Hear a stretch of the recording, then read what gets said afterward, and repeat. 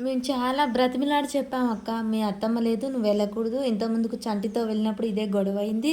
వెళ్ళకూడదని చెప్పాము వదిన. కానీ మమ్మల్ని లెక్కలు చేయలేదు" అని చెప్పగానే చెంచలమ్మ ఇంకా కోపంగా కన్నెర్ర చేస్తూ ఉంటుంది. "అత్తమ్మ ఏదేమైనా కానీ సింధూర ఇలా చేయడం మాకు బాధగా ఉంది అత్తమ్మ" అని చెప్పేసి చాముండి ఇలా ఒకరి తర్వాత ఒకరు ఎక్కించి చెప్తూ ఉండడంతో చెంచలమ్మ చాలా కోపంగా బయటికైతే వస్తుంది. "బసవా బండి తీ" అని చెప్పగానే బసవ దబదబా కారు తీస్తాడు. అలా వాళ్ళైతే వెళ్ళిపోతారు. చంటి వచ్చి "ఏంటి అమ్మగారు ఇంత కోపంగా వెళ్తున్నారు?" అంటే వీళ్ళు అమ్మాయి గారి మీద ఏదో ఎక్కిచ్చి చెప్పుంటారు. అందుకే అమ్మగారు కోపంగా వెళ్తున్నారు అని చెప్పేసి అయితే చంటిగా తెకమగా అడుగుతూ ఉంటాడు.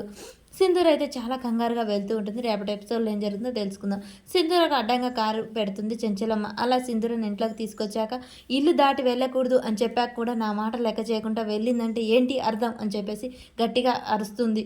కేశవ ఉండి తన చెల్లె పుష్పవతి అయిందని మనసాపుకోలేక వెళ్ళుంటుందిలే చెంచలమ్మ అనగానే చెంచలమ్మకు అసలు విషయం అర్థమవుతుంది.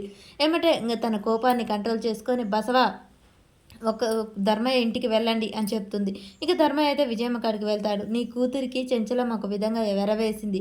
తను సహాయం చేసినట్టే చేసి నీ కూతుర్ని పంపదు. నీ కూతురితో పెళ్లి కూడా కాదు. ఇక మీరు చేయాల్సిన పని ఏమీ లేదు" అని చెప్పేసి విజయమ్మ ధర్మయ్యని ఇంకా రెచ్చగొడుతూ ఉంటుంది. "ధర్మయ్యకి వెళ్ళండి. ఏం సహాయం కావాలో అవన్నీ చేయండి మన తరపున" అని చెప్పేసి అయితే చెంచలమ్మ చెప్తుంది. ఆ మాట వినగానే సింధూర చాలా సంతోషపడుతుంది.